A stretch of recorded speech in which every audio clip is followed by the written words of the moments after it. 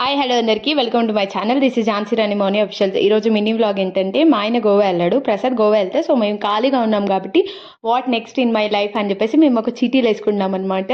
ఇప్పుడు మనం వేల చీటీల పాటలో కొన్ని మిడిల్ క్లాస్ పీపుల్స్ చీటీలు వేస్తేనే ₹1,00,000 చిట్టి, 5 లక్షల చిట్టి చీటీల పాటతో పాడుకుంటారు అనమాట. అట్లాంటిది మన లైఫ్ని మనం పాడుకుంటే వాట్ నెక్స్ట్ అనేది అలానే జరుగుతుందని ఏం లేదు. జస్ట్ కాకపోతే ఒక చిన్న క్యూరియాసిటీతో స్టార్ట్ చేశాను. నా యూట్యూబ్ ఛానల్ సక్సెస్ అవుతుందా, ఫస్ట్ నాది ఇల్లు కొంటానా అండ్ కార్ కొంటానా అని చెప్పేసి ఒక 4 చిట్టీలు వేసాను అనమాట.